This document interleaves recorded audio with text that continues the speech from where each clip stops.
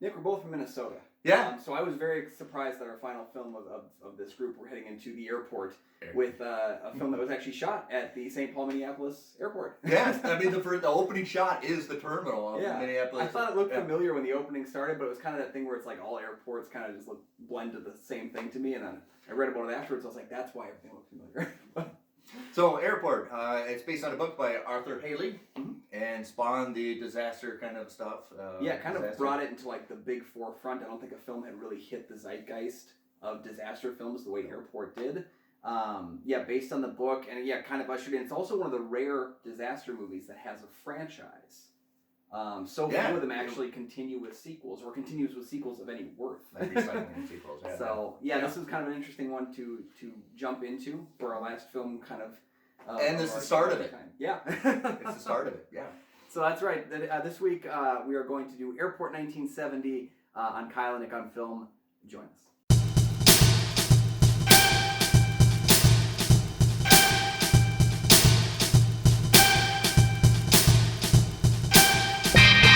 Welcome back to the show. I'm one of your hosts, Kyle Goethe from GoetheFilmReviews.com. I'm Nick from the St. Paul Filmcast, and this was directed by George Seaton, and one of the first movies he ever directed was for the Marx Brothers. So many people didn't want to work with him anymore, so it was such complete chaos that they just give it to almost like a first guy here. You pretty much referee these people, and his first movie was A Day at the Races with the Marx Brothers. Okay.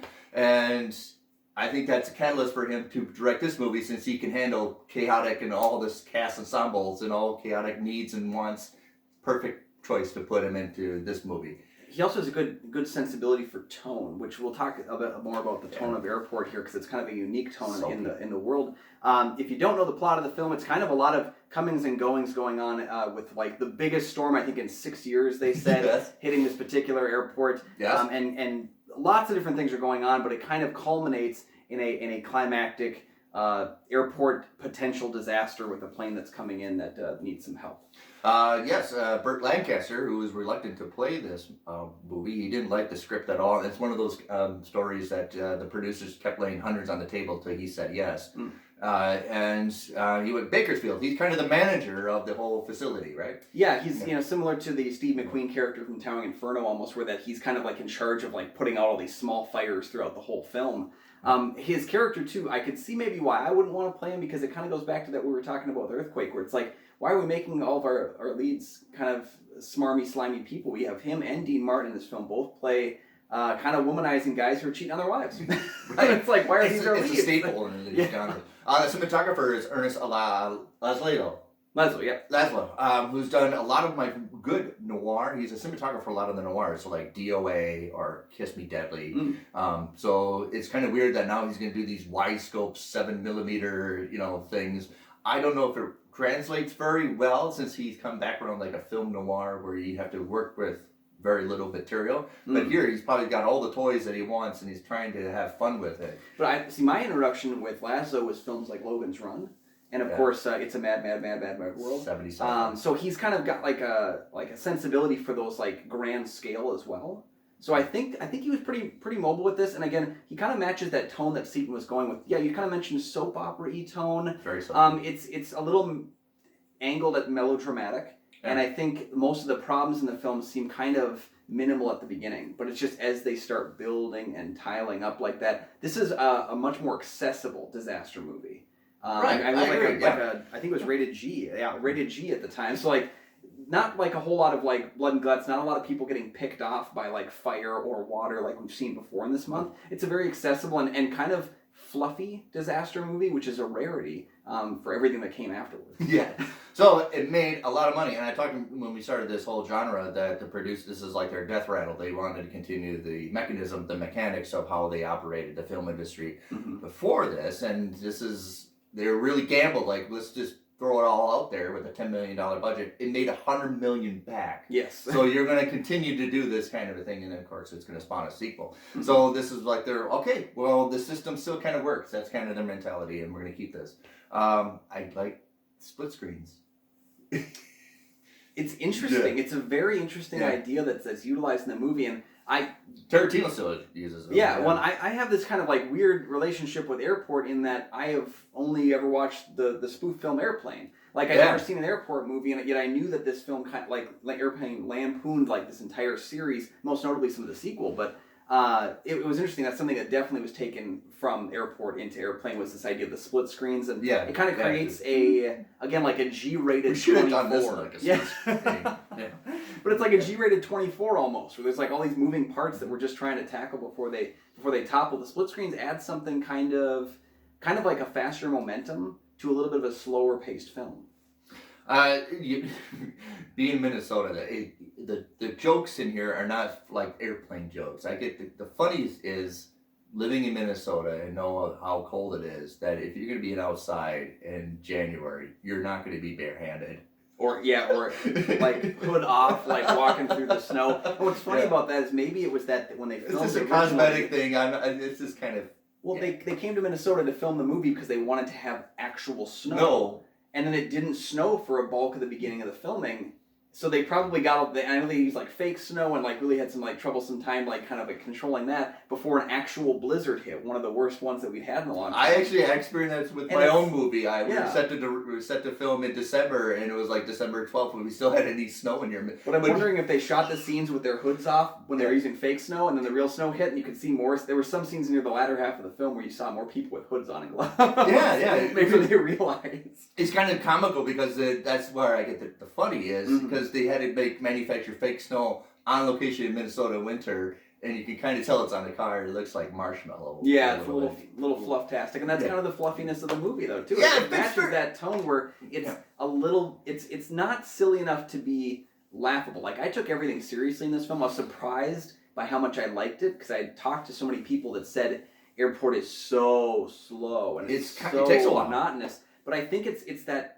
It reminded me a lot of a newer film, a Tarantino film, Once Upon a Time in Hollywood, where the ending is what matters, and it seems like the entire 2 hours before that is just setting up, dominoes that we're going to be able to topple. And that was what was so exciting, was I knew we were heading towards something big and bombastic, but we just had this slow reveal. We're like, oh, we can't clean the tarmac. Oh, this is going on. Oh, this character relationship is getting a little bit problematic. Like, everything is kind of building and diving, and that's what I found so exciting, was it was like the opening of a Mission Impossible movie with that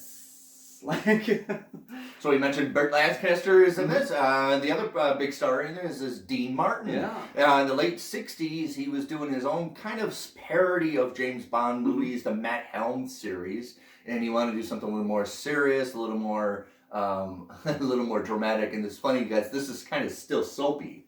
It is, yeah. It leans towards the dramatic a little bit more, and I really like that Dean Martin, although he is 52 in the film with a 25-year-old mistress, I really like that Jacqueline Bisset? I believe so, yeah. But he takes it pretty seriously. Like, throughout the film, he's having fun with the character when he needs to be, but during those more serious scenes, because he does have kind of like a pretty sizable chunk of the drama directed at him. He's the one in danger. Burt Lancaster. If everything goes to hell in a handbasket, he's going home at the end of the night still. But like Dean Martin's character, he has to kind of like, steer the ship.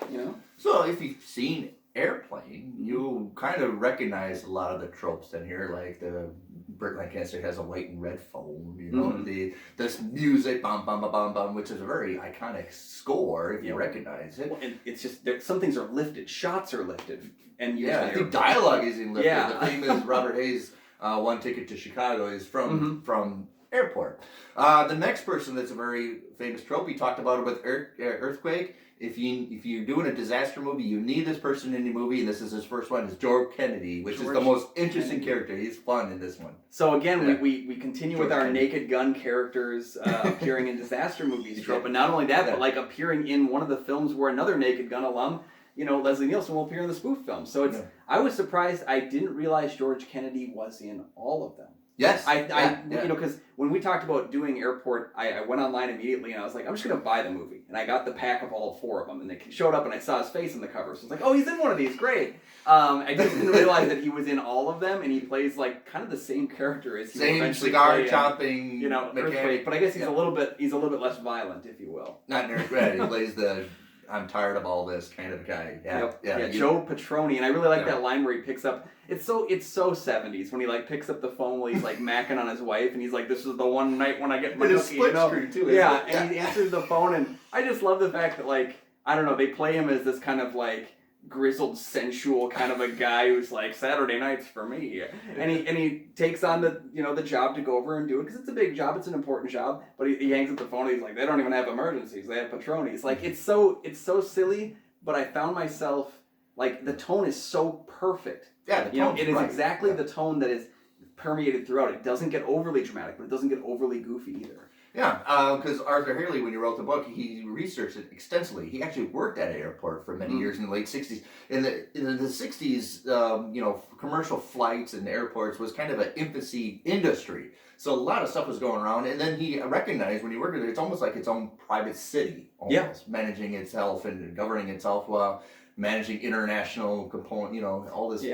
higher, a hierarchy and a lot of shenanigans going on at the same time. Well, yeah, there's that kind of like that island in the center, like a DC in the middle of a state, where it's kind of got its own rules, its own laws even. I mean, we've seen other airport-related films that like certain things about coming into and leaving the country, you can't actually, you can't walk out until you have all your paperwork in check, so you're kind of in a limbo state. And that's kind of what these airport films kind of have is their own ecosystem, which is really... I don't know, it's captivating because it's its own kind of world. Yeah, and I don't think prior to this movie, I think anybody recognized it, goings-ons, the goings-ons in an airport base. The other character is Helen Hayes, who plays the stowaway, and I think she won an Academy Award for this. She did. The film was actually nominated for 10 awards, winning one for Helen Hayes, but it did get a Best Picture nomination as well as Maureen Stapleton got a Best Actress in a Supporting Role. She's great. Play, cinematography, set she does a lot of shouting. Costume design, sound, film editing, and score. It got a lot of nominations, which again was kind of surprising. It's that thing where I can see it getting the nom, I can't see it getting the win. Yeah. Because costuming kind of stuff back then as well was there were less movies being made, so it was a little bit less of a fight as long as you did something that was period based and seemed official enough. And I know it was convincing. Yeah, just not terribly convincing. You're watching, you see costume by Edith Head, and you're like, no kidding. Yeah. But she plays a stowaway, which is something I don't think anybody recognized. This sweet old lady, she gets it just by being on a smile face, right? And then she gets entangled in the plot because you don't really. Why are you invested in this sweet old lady? Yeah. It's one of the only. This is one of the only disaster films where if you hadn't seen the film and you didn't know about it, you don't really know what the disaster is going to be. I mean, as simple as the other ones have with their title, right? Side adventure.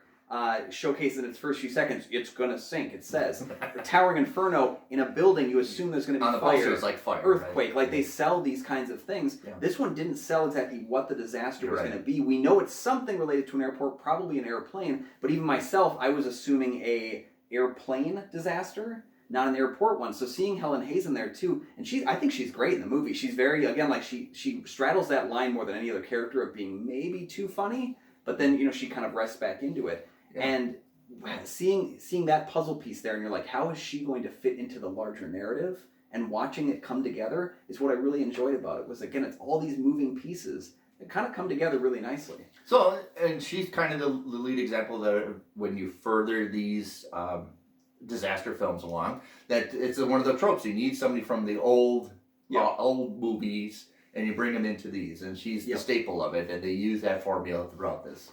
Yeah, well, and that was the whole idea that Irwin Allen later on would utilize for Poseidon and for Inferno, which was that these guys aren't as famous anymore, so I can get a big name for a little bit less money. And I respect that. And they also, again, going back to Tarantino, which is weird that we're referencing him so many in this episode, but he was known for that too, where he'd take those aging stars, the ones who had stumbled a few times, and he would figure out how to make them pop again. And that's kind of what Helen Hayes is doing in this movie. She's popping again. So the other person you'll recognize is Barbara Hale. She was a staple in the Perry Mason TV show, and she does best she's not in there frequently, but it's just establishing that we have a lot of famous people in this movie. Yeah. And she's Mel's wife?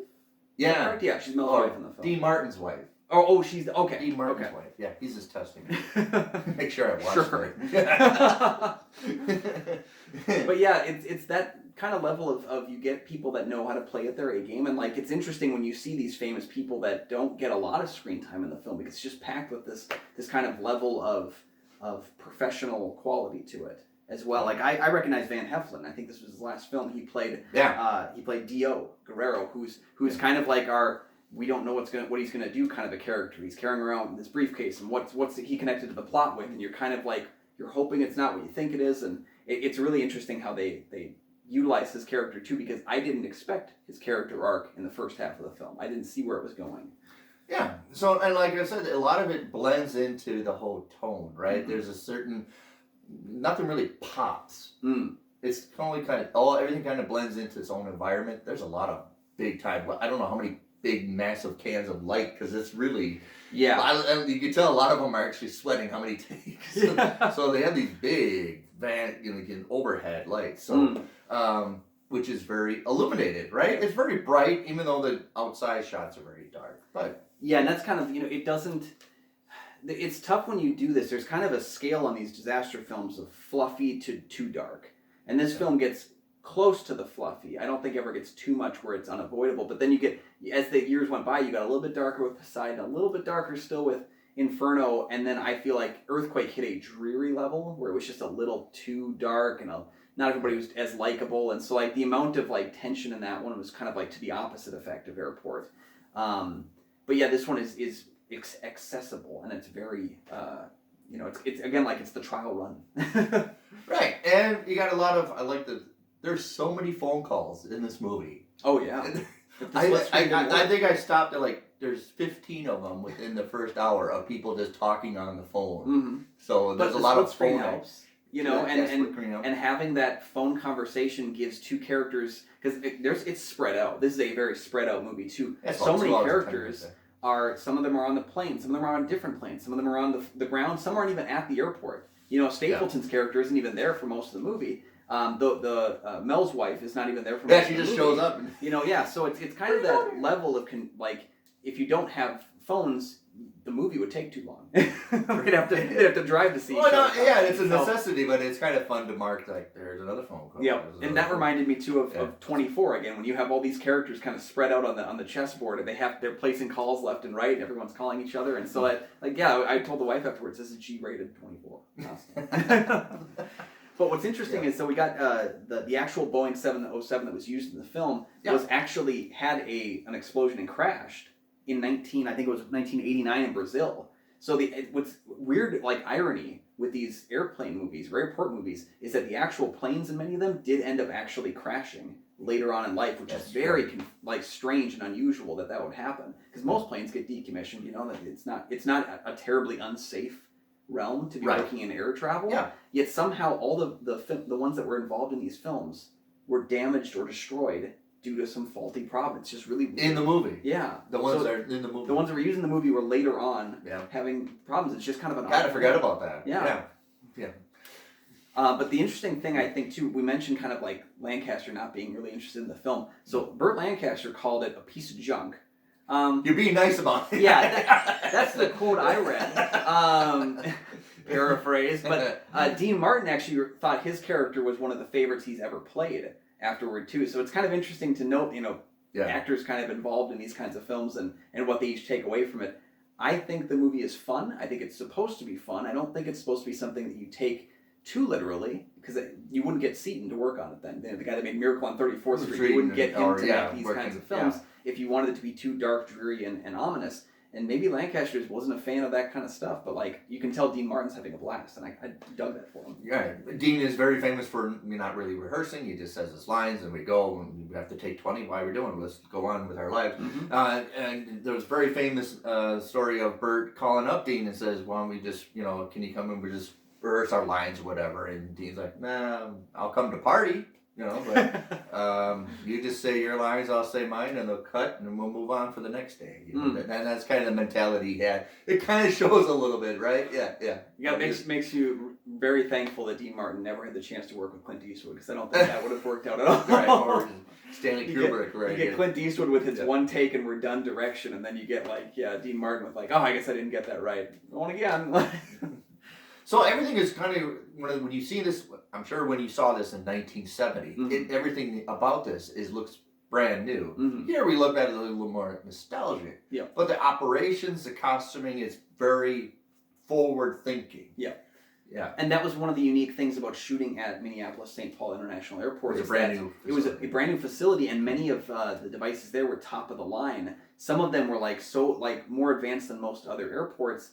So that way, as the film aged, actually, it doesn't seem as old as 51 years. I was a little surprised to see that it was 51 years old this film, just because it doesn't feel that aged. It feels aged like any film would from that period, but it doesn't feel like it's like, ancient time. It doesn't feel 2 years removed from Night of the Living Dead. Right. Yeah, you're right. And that's what I wanted to establish, because if you watch it like this as an old movie, but you got to think at the time, it was wild how forward, I like the old trucks and everything. Yep. They're brand new. So everything in this movie is almost overly brand new, like we're done with the 60s. Yeah. I was surprised that the only part of the film that felt aged to me were the scenes with the little model airplane flying through the sky, like the outside of the airplane, when it comes through the clouds and stuff. Yeah. It felt, that was an obviously aged looking scene. Not all of them do, but there's especially that first one where the plane is taking off, the big plane that we're following, and it kind of rises above the clouds, and I may have seen a string, I don't know, but some of those ones just aged a little bit more, where if you compare it to some of the technical aspects of 2 years later with Poseidon or 4 years later with Towering Inferno, and those films just have this crisp action to them with the visual effects and special effects department. That's the only flaw I really have with the film feeling aged, and it's the only thing that took me out of the film as I was watching it, was just some of those scenes on the outside. I was like, ooh, we know we're on a plane. You don't need to show us the outside if it's not going to look good. So I say overall, for a long duration movie that takes about an hour to get the action going, the pacing's really well. It's very interesting. It's never really all that boring. You just have to digest and be patient that eventually we're getting somewhere. Yeah. And the side stories are interesting enough. I feel weird because I criticized Earthquake last week, that half the film goes by before there's the earthquake. We get half the film before there's really any palpable action in this film. Yeah. So it's proof that you can maintain someone's interest a lot longer if you just focus on characters and building up the disaster. Whereas Earthquake, you can't really build up the disaster. No, because you know it's coming. Yeah, right? And you can't be you can't just have a small tiny earthquake every 10 minutes of the movie. It's not like in a slasher film where the producers say you have to kill someone every 8 pages. You can't do that with an earthquake movie. In this one, you can slowly add more problems and more obstacles to the group, and that really added some levels to it that I think worked. So the film goes halfway through before we really have any action, and I didn't even miss it. I was just in it. So I really enjoyed the film. It's definitely a recommendation for me. I was surprised by how much I like this one. Nick, would you say it's an overall recommendation from you as well? Oh yeah, you got to see where all the whole stuff came from. Yeah, right?